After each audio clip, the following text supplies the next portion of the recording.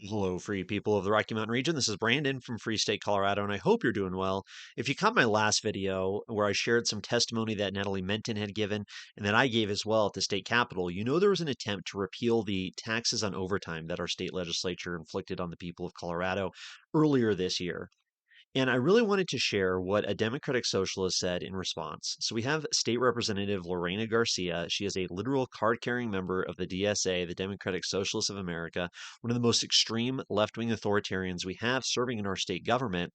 And of course, she's totally opposed to the idea of giving people a tax break at all, but especially on their overtime. I mean, it's absolutely ridiculous.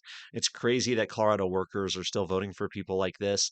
But I wanted to share what she had to say because I think it's interesting. And of course, with everything going on in our state government that's so underreported by our media, we have to hear in their own words how these legislators think of us, the people, the taxpayers. People like Lorena Garcia, in my opinion, see us as cattle. They see us as a resource to exploit. They see our wallets as belonging to them, our bank accounts to be plundered and given to their special interests and their nonprofit friends or their own nonprofits, as is the case with Lorena Garcia. But let's take a listen. Thank you, Madam Chair. I want to just say, Replic, I think you put in front of us the real crux of the difference here. Is we have one party that is very openly against taxation. I think that's clear. And we have another party that is very much in favor of the collective good. And if you live in a society, we all have to bear the brunt of a collective good. And I think one thing to keep in mind is when we passed 1296 and we decoupled overtime, we were able to preserve 3,660 public school teacher jobs. We were able to ensure that 66,000 families could continue to receive earned income tax credit. And we were able to ensure that 166,000 children could continue to receive the child tax credit in Colorado. If it might sound as crass, and you can go ahead and add it to the 4th, 5th mailer you want to send to my district, but I will every day say $63 is worth that. $63 that we will not give to people who work overtime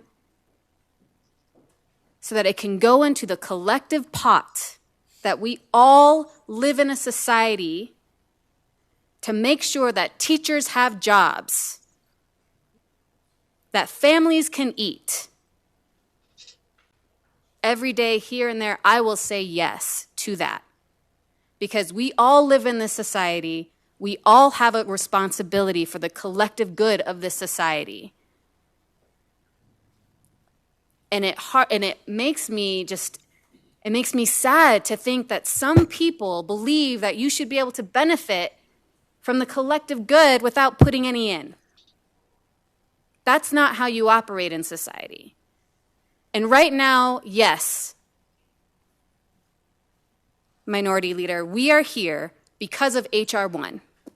As much as you try to scapegoat it and say that's not the case, we are here because of H.R. 1. We are here because Trump and the Republican congressional leaders, or should I say followers, chose to circumvent states' rights and force us to adopt new tax policies that are not good for this state, that will rob us from investing in the things that create a strong state. Healthy kids, educated kids, safe roads. And this is one piece that we still have to take hard decisions on. Everybody is going to hurt because of H.R. 1. Everyone. Every single person is going to hurt. Small business is going to hurt because of H.R. 1. Families are going to hurt because of H.R. 1. Rural health is going to hurt because of H.R. 1.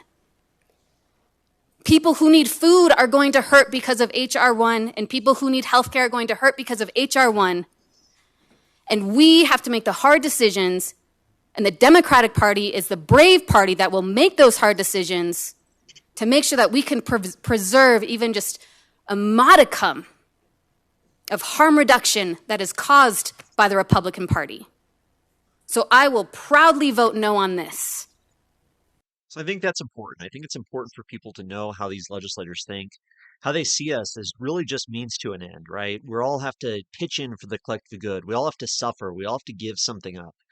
People like Lorena Garcia don't see us as individuals. They don't see us as families. They don't see us as people trying to make a better life for themselves. Instead, they see us as part of this system in which they are designing, a system in which they are creating. And if we just give them enough of our money, enough of our freedom, enough of our liberty, then they will create this perfect world in which everybody can eat. There can be teachers. There can be this and this and this. Of course, because none of that would exist. Of course, people wouldn't be able to eat. Nobody'd have to be educated. Nothing would get done if people were able to keep more of their own money. And I just think it's so interesting too to hear somebody like Lorena Garcia talk about how HR1 is so bad, it's so horrible. But at the same time, it's a tax cut, right? That's the whole idea is now we have hundreds of millions, $1 billion back into the pockets of hardworking Coloradans. That's employers, that's business owners, that's entrepreneurs, that's workers, that's individuals trying to make ends meet. They have more money in their pockets. And of course, Lorena Garcia sees it as a bad thing. She sees it as a disaster, that this idea that people can have more of their money, because that's less money for the state to have, to use to create this system. So I just think it's interesting. I really wanted to just share those testimony that she gave, that impassioned speech, because you could tell she really believes it too. And this is an interesting question, right? What do we do? What do we do when we have people in our state government like this? Ultimately, they need to be replaced. There needs to be better candidates running against them, getting them out of office, because it's absolutely ridiculous to see how a legislator like Lorena Garcia can be so easily move to go after individual workers, to go after individual business owners, to really just target hardworking Coloradans, and instead say we all have to give to the collective good. We all have to sacrifice so that everybody can eat. It's pretty silly, it's pretty ridiculous, but I really wanted to share that. I think it's important. I think we have to discuss what these people are saying and really understand their motivation and their mindset. Ultimately, they're socialists, they're communists. I mean, they're people who don't necessarily value the individual and our own ability to better our own lives. And that needs to be reckoned with. We need to understand that. And I hope this encourages you to get involved, to have a voice, to show up at legislative committee hearings, at the state legislature in general, your city council meeting, your county commissioner meeting, even a meetup, even just a little political event in your own community. Show up, get involved, meet other people, and let's make Colorado a free state. So, really appreciate you tuning in. This is Brandon, and take care. We'll talk to you soon.